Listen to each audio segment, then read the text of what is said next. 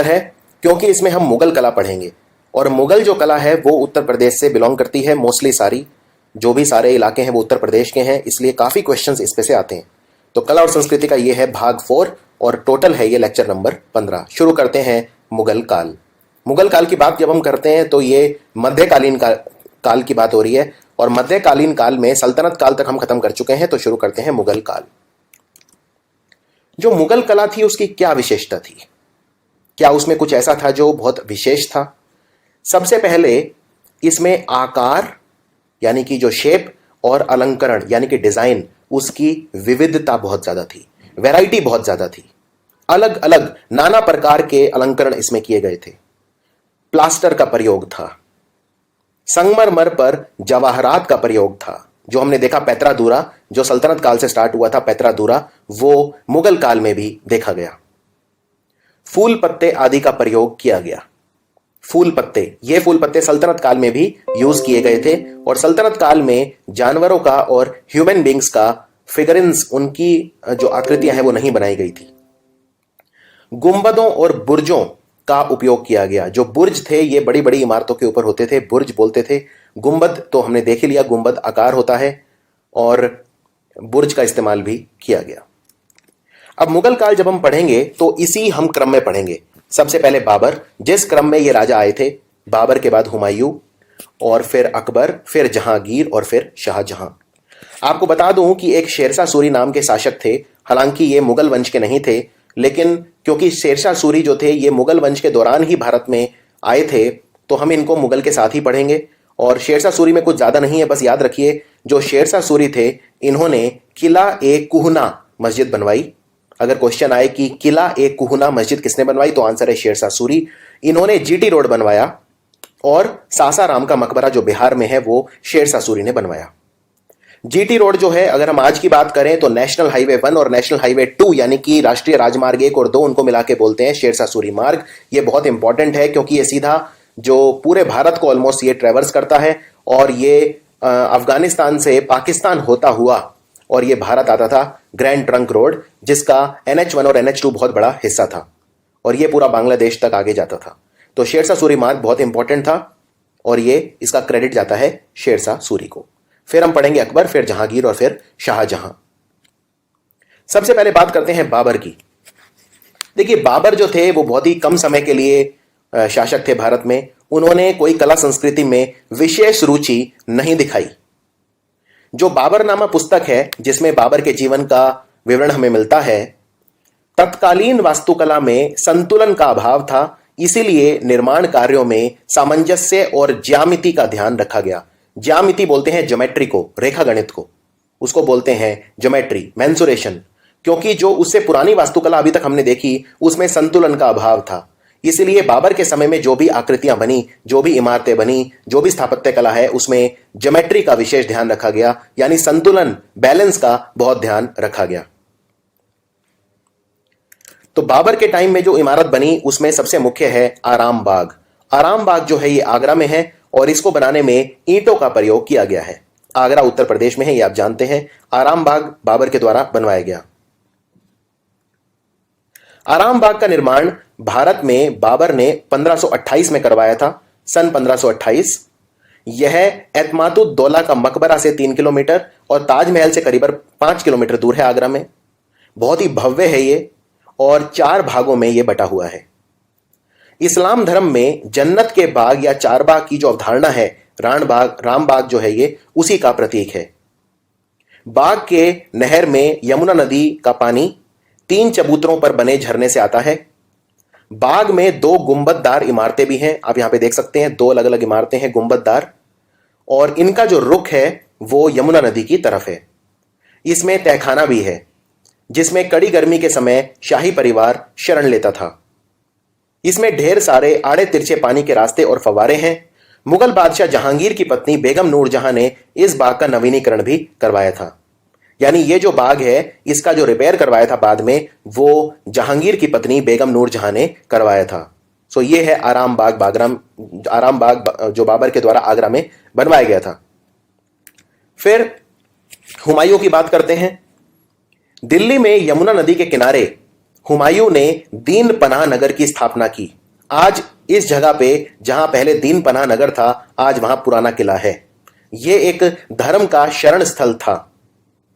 यहां पे जो दीवारें हैं वो अनगढ़े पत्थरों से बनी हैं। आप यहां पे देख सकते हैं जो ये अनगढ़े पत्थर हैं यहां पे दीवारों पे हर तरफ, और ये यमुना नदी के किनारे है। इसको बोलते थे दीन पनाह नगर। तो ये हुमायूं जो बाबर के बाद आए थे, उन्होंने इसका स्थापना करवाई। ये शेरशाह सूरी का जो सासाराम मकबरा है, सासाराम मौजोलियम ऑफ शेरशाह, वो है। ये बहुत इंपॉर्टेंट है। ये one of the finest architecture का एग्जाम्पल है। और यहां पे आप इसमें देख सकते हैं, ये थोड़ा थोड़ा इसमें राजपूत आर्किटेक्चर का देखने को मिलता है। ये जो छोटी छोटी छतरियां देख रहे हैं आप, ये राजपूत आर्किटेक्चर का एग्जाम्पल है। तो इसमें राजपूत आर्किटेक्चर के, राजपूत स्थापत्य कला के प्रभाव भी देखने को मिलते हैं। अब बात करते हैं अकबर की। अकबर ने जो भी चीजें बनवाई हम उनको डिटेल में पढ़ेंगे, लेकिन एक स्लाइड पे ये लिखना जरूरी है कि अकबर ने क्या क्या बनवाया। सो अकबर की जो नई राजधानी थी वो थी फतेहपुर सीकरी। फतेहपुर सीकरी। आगरा में जो लाल किला है, आगरा का लाल किला, दिल्ली वाला नहीं, आगरा का, वो बनवाया अकबर ने, आगरा फोर्ट। बुलंद दरवाजा, जो सबसे बड़ा दरवाजा है भारत का, यह अकबर ने बनवाया। इसके अलावा हुमायूं का मकबरा, हुमायूं का टॉम जो है चारबाग स्टाइल में बना है, जिसको हम ताज का प्रीकर्सर भी बोलते हैं। यानी ताजमहल बनाने की जो प्रेरणा मिली थी वो हुमायूं के मकबरे से मिली थी। यह भी अकबर के द्वारा बनवाया गया। लाहौर का किला भी अकबर ने बनवाया। इलाहाबाद का किला भी अकबर ने बनवाया। और अकबर ने अपना खुद का मकबरा बनवाया जिसका नाम है सिकंदरा। लेकिन याद रखिए, सिकंदरा अकबर ने शुरू करवाया था बनवाना, पर इसको पूरा करवाया जहांगीर ने। यह बहुत इंपॉर्टेंट है कि सिकंदरा का निर्माण शुरू तो करवाया अकबर ने, लेकिन उसको कंप्लीट करवाया जहांगीर ने। और जैसा मैं पहले आपको बता चुका हूं कि मकबरा राजा अपने जीते जी बनवाता था, जिससे उसके मरने के बाद उसे मकबरे में दफन किया जा सके। अकबर की जो आकृतियां हैं, अकबर के समय की जो स्थापत्य कला है, उसमें एक विशेष शैली देखने को मिलती है जिसको बोलते हैं ट्यूडर्स आर्क। यहां पर ये 4 केंद्रित मेहराब हैं और ये मिलके एक आर्क बनाते हैं जिसको बोलते हैं ट्यूडर आर्क। ये जो शेप है इसको ट्यूडर आर्क कहा जाता है। और जब मैं बुलंद दरवाजा दिखाऊंगा तो आपको बड़े क्लियरली नजर आएगी। ये 4 केंद्रित मेहराब से मिलके बना है। और अकबर के द्वारा जो भी इमारतें बनाई गई वो लाल बलुआ पत्थर से बनाई गई। इनमें हिंदू और मुस्लिम दोनों शैलियों का समन्वय देखने को मिलता है। वैसे अकबर ने एक अपना खुद का धर्म भी बनाया था जिसको बोलते हैं दीन ए इलाही। दीन ए इलाही नाम का धर्म भी अकबर ने शुरू किया था। और अकबर जो थे वो सभी धर्मों को इज्जत देते थे। अकबर से पहले जो अकबर के बाद आए जहांगीर, अकबर से पहले जो हुमायूं और बाबर थे, तो अकबर से पहले जो बाबर और हुमायूं थे उन्होंने कोई ज्यादा ध्यान नहीं दिया। लेकिन अकबर के समय से मुगल जो वंश था, मुगल कला खास तौर पे, उसका स्वर्णिम काल स्टार्ट हो गया। अकबर ने रेड सैंडस्टोन यानी लाल बलुआ पत्थर का इस्तेमाल किया। और आगरा फोर्ट भी जो अकबर है उन्होंने बनवाना शुरू किया था, लेकिन इसको पूरा करवाया शाहजहां ने। यानी अकबर के बाद जो आगरा फोर्ट है वो जहांगीर, और जहांगीर के बाद शाहजहां। तो ये बनता ही गया अकबर के बाद भी, लेकिन आगरा फोर्ट का निर्माण शुरू करवाया था अकबर ने। जो आगरा का किला है जो अकबर ने बनवाना शुरू किया था, और इसमें समय बहुत लगा। यह एक यूनेस्को के द्वारा घोषित विश्व धरोहर स्थल है, यानी यूनेस्को वर्ल्ड हेरिटेज साइट है। बहुत ही भव्य है यह किला, लाल पत्थरों से बना है, 2.5 किलोमीटर लंबा है, शाही शहर है ये। और इसके जो वास्तुकार थे वो थे कासिम खान। याद रखिए, इसके वास्तुकार थे कासिम खान। इसको बनने में 15 वर्ष का समय लगा। पशु पक्षी, फूल पत्तियों की आकृति और कुरान की आयतें इनकी दीवारों पे देखने को मिलती हैं। तो यहां पे आप देख सकते हैं कि जो पशु पक्षी हैं उनकी भी आकृतियां देखने को मिलती हैं आगरा के किले में। इसके 2 दरवाजे हैं। एक तो है दिल्ली दरवाजा, मैं रिपीट करता हूं, एक तो है दिल्ली दरवाजा और दूसरा दरवाजा है अमर सिंह दरवाजा। अमर सिंह दरवाजे को हम लाहौरी दरवाजा भी बोलते हैं, अमर सिंह दरवाजा। और इसमें कुछ कुछ बंगाली, गुजराती और ग्वालियर की जो शैली है उसका प्रभाव भी देखने को मिलता है आगरा में, आगरा के किले में।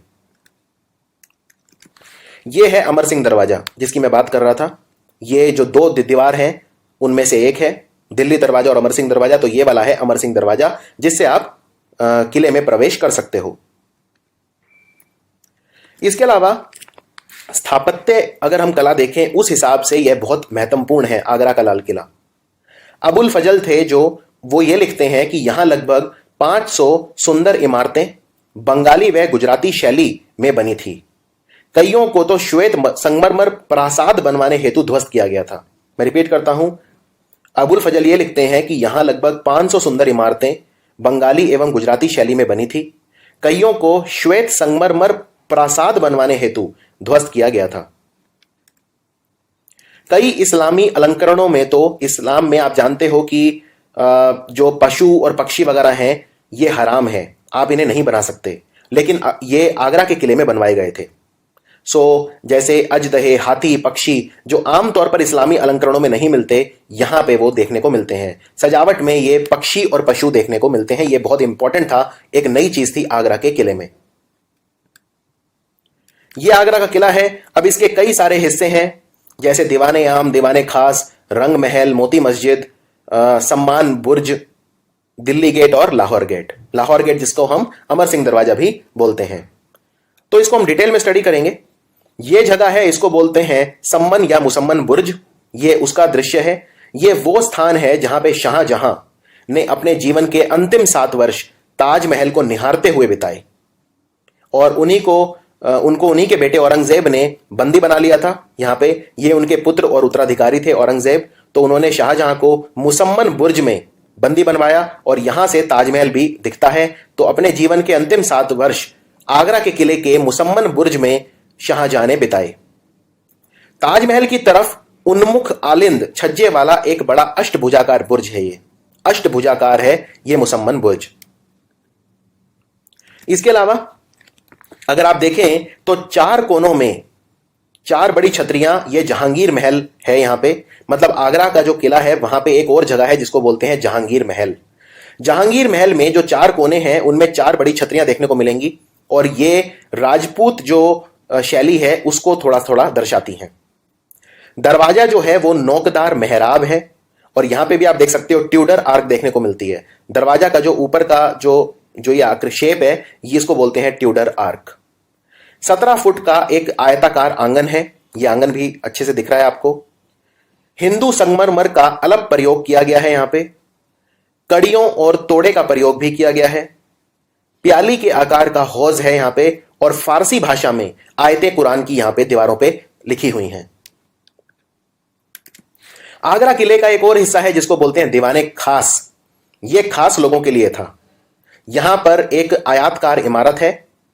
अमीर लोग और उच्च अधिकारी जो उच्च अधिकारी थे दरबार में, उनके लिए था ये। और दीवाने खास में ही शिवाजी, मराठा किंग शिवाजी और औरंगजेब की मुलाकात भी हुई थी। जो उच्च पदाधिकारी थे उनकी गोष्ठी और मंत्रणा के लिए इसका इस्तेमाल दीवाने खास का किया जाता था। और जहांगीर का जो काला सिंहासन है वो भी यहीं पर है, ये इसकी विशेषता है। फिर है दीवाने आम आगरा किले में। शाहजहां के समय संगमरमर का प्रथम निर्माण इसका किया गया था। शाहजहां द्वारा बनवाया गया दीवाने आम, और यह आम जनता की फरियाद सुनने के लिए इस्तेमाल इसका किया जाता था। यहां पर मयूर सिंहासन भी था। यह बहुत इंपॉर्टेंट है। मयूर सिंहासन जिसे हम पीकॉक थ्रोन बोलते हैं, इसी में कोहिनूर हीरा जड़ा हुआ था, जिसे बाद में नादिर शाह लूट के ले गया था और अब अंग्रेजों के पास है। तो मयूर सिंहासन भी शाहजहां द्वारा निर्मित किया गया था दीवाने आम में। यहीं पे मैं एक बात और कहना चाहूंगा इंपॉर्टेंट।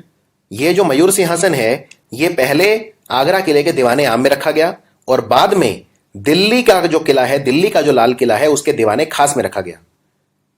तो जब मैं दीवाने खास पढ़ाऊंगा दिल्ली किले का, क्योंकि दिल्ली का जो लाल किला है वो शाहजहां ने बनवाया था, तो अभी तो हम अकबर का पढ़ रहे हैं। बाद में जब हम शाहजहां के टाइम में पढ़ेंगे तो उसमें भी मयूर सिंहासन पढ़ेंगे, दीवाने खास में पढ़ेंगे।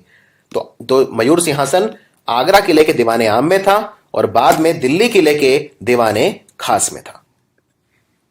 इसके अलावा यहां पे मोती मस्जिद है जो शाहजहां ने बनवाई आगरा किले में। मैंने आपको बताया आगरा किला अकबर ने बनवाया, लेकिन बाद में कई चीजें जहांगीर और शाहजहां ने भी बनवाई थी। तो शाहजहां ने मोती मस्जिद बनवाई यहां पे। यह सफेद संगमरमर की बनी है, यानी पूरा आगरा का जो किला है वो लाल पत्थर का बना है, पर मोती मस्जिद बनी है सफेद संगमरमर की। मोती मस्जिद में आपको एक बात बता दूं, एग्जाम में बहुत क्वेश्चन आता है इस पे, क्योंकि मोती मस्जिद 3 है। लाहौर के किले में है, आगरा के किले में है और जो लाहौर और आगरा के किले में मोती मस्जिद है वो शाहजहां ने बनवाई है, लेकिन जो दिल्ली के लाल किले में है वो औरंगजेब ने बनवाई है। मैं रिपीट करता हूं, मोती मस्जिद जो लाहौर का किला है और आगरा का किला है इसमें शाहजहां ने बनवाई, लेकिन जो मोती मस्जिद दिल्ली के लाल किले में है वो औरंगजेब ने बनवाई।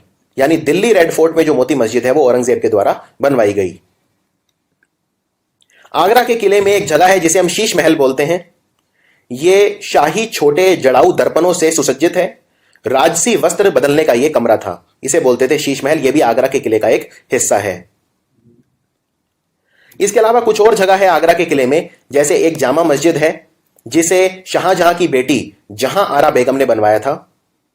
स्वर्ण मंडप है, बंगाली झोपड़ी के आकार की छतों वाला सुंदर मंडप। तो हमने बंगाली शैली भी देखने को थोड़ी थोड़ी मिलती है यहां पे। मछली महल है, मीना मस्जिद है जो एक छोटी सी मस्जिद है, मीना मस्जिद यहां पे आगरा के किले में। एक नगीना मस्जिद है। नगीना मस्जिद जो थी ये दरबार की महिलाओं के लिए थी, सिर्फ नगीना मस्जिद। इसके भीतर मीना बाजार था जहां पे सिर्फ महिलाएं ही सामान बेचा करती थी। रंग महल है जहां पे राजा की पत्नी और उप पत्नी रहा करती थी। अब बात करते हैं फतेहपुर सीकरी की। अभी तक हम अकबर ने जो बनवाया उसी को स्टडी कर रहे हैं, और अगर उसमें कुछ विशेष चीजें किसी दूसरे राजा ने बनवाई थी तो हम वहीं पर उसे लिख रहे हैं। अब अकबर ही हम पढ़ रहे हैं। जब से हमने सबसे पहले पढ़ा था बाबर, फिर हुमायूं, फिर शेरशाह सूरी के बारे में हमने मेंशन किया था, उनका सासाराम मकबरा बिहार में जो है, और अब फतेहपुर सीकरी की बात करते हैं। आगरा फोर्ट हम पढ़ चुके हैं, अकबर के द्वारा निर्मित आगरा फोर्ट, आगरा का लाल किला। फतेहपुर सीकरी जो है अकबर ने नई राजधानी बनाई थी अपनी। 1569 में यह स्थापित की गई और 1571 से 1585 तक यह अकबर की राजधानी थी। मैं रिपीट करता हूं, 1569 में फतेहपुर सीकरी स्थापित की गई और 1571 से 1585 तक अकबर की जो राजधानी थी वो थी फतेहपुर सीकरी। जहांगीर के जन्म के बाद, जब अकबर का बेटा जहांगीर पैदा हुआ, तो उसके जन्म के बाद शेख सालेम चिश्ती के प्रति आदर प्रकट करने के लिए, उनको सम्मानित करने के लिए फतेहपुर सीकरी का निर्माण किया गया। तो अगर कोई पूछे कि अकबर ने आगरा से 10-15 किलोमीटर दूर जो फतेहपुर सीकरी नाम की जगह है वहां पे ही क्यों अपनी राजधानी बनाई, क्योंकि ये शेख सालेम चिश्ती जी को सम्मान प्रकट करना चाहते थे जहांगीर के जन्म के बाद। फतेहपुर सीकरी में 9 प्रवेश द्वार हैं। ये 9 द्वार जो हैं प्रवेश के, इनमें जो मुख्य हैं वो हैं आगरा, दिल्ली, अजमेर, ग्वालियर और धौलपुर। ये जो इनकी दिशा में खुलते हैं, आगरा, दिल्ली, अजमेर, ग्वालियर और धौलपुर, ये उनमें प्रमुख है। फतेहपुर सीकरी जो है अकबर की जो नई राजधानी है, ये इंडो इस्लामिक आर्किटेक्चर का प्रतीक है। यानी इसमें इंडियन और पर्शियन दोनों स्थापत्य कला देखने को मिलती हैं। ये एक काफी अनोखा मिश्रण है हिंदू और पर्शियन स्टाइल का। इसमें अब फतेहपुर सीकरी में क्या क्या है? बुलंद दरवाजा, पंचमहल, इबादत खाना, जोधाबाई का पैलेस और सलीम चिश्ती का मकबरा। मैं रिपीट करता हूं, फतेहपुर सीकरी में क्या क्या है? बुलंद दरवाजा, पंचमहल, इबादत खाना, जोधाबाई का पैलेस और सलीम चिश्ती का मकबरा। और यहां पे आप फिर से देख सकते हो, ये बुलंद दरवाजा में कितना क्लियर दिख रहा है ट्यूडर्स आर्क। जो ये ट्यूडर्स आर्क है कितना क्लियर दिख रहा है। फतेहपुर सीकरी में जो दीवाने आम है उसके बारे में बात करते हैं। जो पहले हमने दीवाने आम देखा था वो आगरा के किले में था। यह है फतेहपुर सीकरी वाला दीवाने आम। खंभों पर बरामदों की छत वाला एक आयताकार कक्ष है। ये मनसबदारों के लिए, जो जमींदार होते थे मनसबदार, उनके लिए मेहराबी बरामदे और दफ्तर खाना है ये दीवाने आम। दीवाने खास की बात करते हैं, इसमें बौद्ध और हिंदू धर्म का थोड़ा थोड़ा प्रभाव देखने को मिलता है। इसके मध्य में अगर हम देखें, यहां आप नीचे डायग्राम में देख सकते हो, इस वाले में फूल की पत्तियों की तरह के 36 लहरदार ब्रैकेट, जिसके ऊपर गोल पत्थर जैसा मंच और उसके ऊपर 2 पुल जो कि बैठने का स्थान है। ये देखिए, ये 2 पुल दिख रहे हैं आपको ऊपर यहां पे आसमान में, ये बैठने का स्थान है। और इसके नीचे अगर हम देखें तो 36 लहरदार ब्रैकेट है जिसके ऊपर गोल पत्थर जैसा ये मंच है। फतेहपुर सीकरी में एक तुर्की सुल्तान की कोठी भी है। तुर्की सुल्तान की कोठी, यह 1 मंजिला भवन है सिर्फ। इसका निर्माण रुकैया बेगम या सलीमा बेगम द्वारा करवाया गया था। अलंकरण में इसके काष्ठ कला का प्रभाव देखने को मिलता है। यहां पे फतेहपुर सीकरी में एक खास महल भी है जिसको लाल पत्थर और सफेद सफेद संगमरमर से बनवाया हुआ है। यह व्यक्तिगत आवास गृह था, यानी प्राइवेट एक लॉजिंग प्लेस था। ये 4 कोनों पर 4 छतरियां हैं, इसमें भी दीवारों पर जालियां हैं, दक्षिण में शयनगार और ऊपर झरोखा दर्शन। झरोखा बोलते हैं खिड़की को। फतेहपुर सीकरी में जोधा भाई का महल है जो बहुत इंपॉर्टेंट है। ये सबसे बड़ा महल है फतेहपुर सीकरी का। इसकी सजावट में दक्षिण भारत के मंदिरों का प्रभाव देखने को मिलता है। दक्षिण भारत के जो मंदिर हैं वो जिस शैली में बने हुए हैं वो बहुत ही विशिष्ट है, जिसको द्रविड़ शैली बोलते हैं। खंबे और शहतीर घंटियां भी देखने को मिलती हैं जो बिल्कुल हिंदू मंदिर जैसा प्रभाव दिखाती हैं। इसके अलावा बीरबल का महल है फतेहपुर सीकरी में। यह एक 2 मंजिला भवन है। चपटे आकार के गुंबद हैं, यहां पे चपटे आकार के गुंबद, पिरामिडों की आकार की छतें हैं और छज्जा जो होता है उसमें कोष्ठकों का प्रयोग किया गया है। जामा मस्जिद की बात करते हैं जो फतेहपुर सीकरी की जामा मस्जिद है। एक जामा मस्जिद हमने आगरा के किले में भी देखी थी। फतेहपुर सीकरी में जो जामा मस्जिद है उसकी प्रेरणा है मक्का की मस्जिद। इसका जो आकार है वो है आयताकार और इसके ऊपर 3 गुंबद आपको देखने को मिलेंगे। बीच वाला जो गुंबद है वो सबसे बड़ा है। बुलंद दरवाजा की बात करते हैं, बहुत ही ज्यादा इंपॉर्टेंट है। गुजरात विजय के पश्चात निर्माण जामा मस्जिद के दक्षिण द्वार पर बना है बुलंद दरवाजा। यह एक युद्ध में विजय का प्रतीक है। यह लाल रंग के बलुआ पत्थरों का प्रयोग किया गया इसको बनाने के लिए। इसकी ऊंचाई 176 फुट है और यह भारत का सबसे बड़ा दरवाजा है। मानव समाज को विश्वास, भाव और भक्ति का संदेश उसके लेख इस पर देखने को मिलते हैं। इसके अलावा एक शेख सलीम चिश्ती का मकबरा भी यहां देखने को मिलेगा आपको फतेहपुर सीकरी में। यह एक वर्गाकार मकबरा है और यह लाल बलुआ पत्थरों से मिलकर बना है। जहांगीर ने संगमरमर से इसे प्रतिस्थापित किया था। इसका फर्श जो है वो रंग बिरंगा है और इसका जो चौखट है वो काफी आकर्षक है। एक इबादत खाना भी फतेहपुर सीकरी में देखने को मिलता है। मुगल आर्किटेक्चर में हमने अकबर तक देख लिया है। अब अकबर के बाद हम देखते हैं जहांगीर। जहांगीर का जो समय था उसमें कला उतनी डेवलप नहीं हो पाई क्योंकि जहांगीर का जो शौक था वो इमारतों पर नहीं, पेंटिंग पर ज्यादा था। लेकिन जो जहांगीर की पत्नी थी नूरजहां, उनका स्थापत्य कला में काफी रुचि थी, इमारतों में रुचि थी, तो उन्होंने इत्मातुद्दौला का मकबरा बनवाया।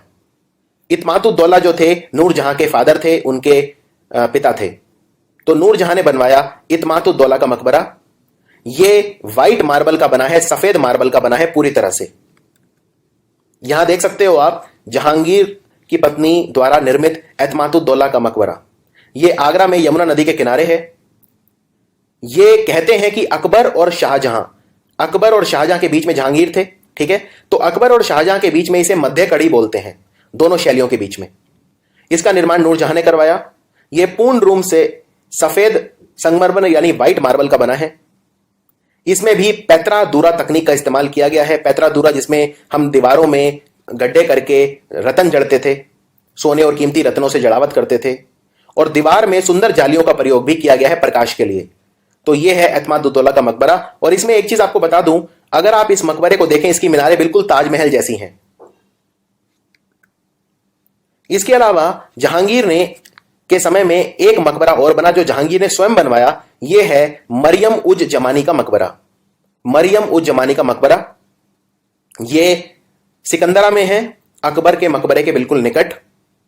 इसका निर्माण जहांगीर ने करवाया। इसमें लाल बलुआ पत्थर का इस्तेमाल किया गया है और इसमें थोड़ा थोड़ा राजस्थानी प्रभाव आप देख सकते हो, राजपूताना प्रभाव देखने को मिलता है। यह एक वर्गाकार मकबरा है और इसका जो बीच वाला भाग है वो सफेद संगमरमर से बना है। शाहजहां, अब हम आते हैं शाहजहां। तो मुगल में अकबर के बाद सबसे ज्यादा, मतलब जो मुगल स्थापत्य कला है वो मुगल कला सबसे उत्कृष्ट अवस्था में शाहजहां के समय थी। यानी सबसे अच्छा जो टाइम था वो था शाहजहां का, जिसमें आर्किटेक्चर यानी स्थापत्य कला सबसे अपनी चरम सीमा पर थी। तो शाहजहां ने क्या क्या बनवाया? इन्होंने ताजमहल बनवाया आगरा में। दिल्ली वाला लाल किला शाहजहां ने बनवाया। दिल्ली वाले लाल किले में दीवाने आम और दीवाने खास ये शाहजहां ने बनवाए। जामा मस्जिद जो भारत की सबसे बड़ी मस्जिद है शाहजहां ने बनवाई दिल्ली में। शालीमार बाग लाहौर में शाहजहां ने बनवाया और दिल्ली में शाहजहांबाद बनवाया, जो दिल्ली में इनकी नई राजधानी थी शाहजहां की। यानी शाहजहां की राजधानी फतेहपुर सीकरी नहीं थी, इनकी राजधानी थी शाहजहांबाद। श्रीनगर जम्मू कश्मीर की राजधानी में एक निशात बाग है, वो शाहजहां के दरबार के एक व्यक्ति असफ खान ने बनवाया, लेकिन क्योंकि शाहजहां के समय में बना तो इसका श्रेय निशात बाग का भी हम शाहजहां को देते हैं। लाहौर के किले में और आगरा के किले में जो मोती मस्जिद है वो शाहजहां ने बनवाई, लेकिन दिल्ली के लाल किले में जो मोती मस्जिद है वो औरंगजेब ने बनवाई। मयूर सिंहासन, जिसको बाद में नादिर शाह लूट के ले गया था 1739 में, जिसमें कोहिनूर रतन भी जड़ा हुआ है, यह भी शाहजहां ने बनवाया, मयूर सिंहासन। ताजमहल की बात करते हैं। बेगम मुमताज महल अर्जुमन बनु बेगम की याद में बनवाया गया। 1631 से 1653 तक इसका निर्माण हुआ। इसके जो वास्तुकार थे वो थे उस्ताद अहमद लाहौरी। इसमें मध्य एशिया यानी सेंट्रल एशिया, ईरान और भारत का सबका प्रभाव देखने को मिलता है। इसके बीच में मकबरा है जो 22 फुट ऊंचे चबूतरे पर बना है और इसके अंदर भी पैतरा दूरा का इस्तेमाल किया गया है। शाहजहां द्वारा निर्मित जो दिल्ली का लाल किला है उसकी बात करते हैं। शाहजहानाबाद नगर में अष्टभुजाकार लाल किला है ये दिल्ली का। 1648 वर्ष में यह बना। इसके प्रवेश द्वार पर नक्कार खाना या नौबत खाना है, जिसमें दिन में 5 बार संगीत बजता था। हाथी पोल नाम दिया गया है। दीवाने खास, दीवाने आम, मोती मस्जिद, लेकिन मोती मस्जिद जो है ये औरंगजेब ने बनवाई थी दिल्ली के लाल किले में। रंग महल इमारत भी है और शीश महल इमारत भी यहां पे मौजूद है। जामा मस्जिद ये सबसे बड़ी मस्जिद है भारत की, ऊंचे चबूतरे पर बनी है। फूलों के अलंकरण की मेहराब है। यहां पे एक बहुत बड़ा आंगन है। बलुआ पत्थर और सफेद संगमरमर दोनों का इस्तेमाल किया गया है। मुख्य प्रवेश द्वार जो इसका है वो पूर्व की ओर है। जैसे जो हिंदू मंदिर होते थे उनमें भी जो द्वार है पूर्व की तरफ होता था, उसी तरह से इस मस्जिद का द्वार भी पूर्व की तरफ है। इसके पश्चिम में एक दीर्घकार कक्ष है और प्रार्थना कक्ष जो है इसका, उसमें 3 संतुलित आकार के गुंबद हैं और 11 मेहराब हैं और 3 गुंबद हैं और जीमने बीच वाला मेहराब सबसे बड़ा है। जब मैंने आपको आगरा का किला पढ़ाया था तो मैंने आपको कहा था वहां दीवाने आम में मयूर सिंहासन था और बाद में ये फिर दिल्ली के लाल किले में दीवाने खास में रखा गया था। तो जो दिल्ली का लाल किला है उसमें जो दीवाने खास है इसमें मयूर सिंहासन था और आप देख सकते हैं इसमें ये कोहिनूर हीरा जड़ा हुआ है सबसे ऊपर। ये ऊपर जड़ा हुआ है कोहिनूर हीरा जो आज अंग्रेजों के पास है। तो याद रखिए, आगरा के दीवाने आम में और दिल्ली के दीवाने खास में मयूर सिंहासन या पीकॉक थ्रोन जिसे बोलते हैं वो मौजूद था। अब औरंगजेब की बात करते हैं। औरंगजेब ने क्या बनवाया? तो आपको पता है औरंगजेब ने दिल्ली के लाल किले में मोती मस्जिद बनवाई सफेद पत्थर से। इसके अलावा एक बादशाही मस्जिद है लाहौर में, वो औरंगजेब ने बनवाई थी, बादशाही मस्जिद। बीबी का मकबरा ये औरंगाबाद में बनवाया गया औरंगजेब के द्वारा। बीबी का मकबरा जो है ये ताजमहल की नकल बनवाने के लिए किया गया था। इसके वास्तुकार हैं अताउल्ला जो उस्ताद अहमद लाहौरी के पुत्र हैं और हसपत राय, ये 2 हैं। और अहमद लाहौरी वही हैं जिन्होंने ताजमहल के जो वास्तुकार थे, ताजमहल की नकल करवाना चाहते थे बेसिकली औरंगजेब।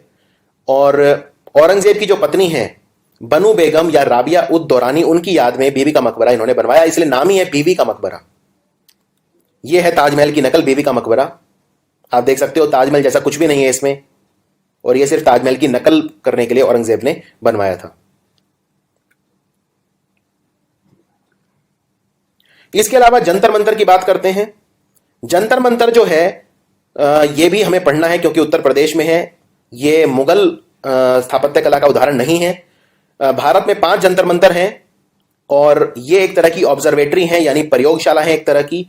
ये 18वीं शताब्दी के शुरू में महाराजा जयसिंह ने बनवाए थे।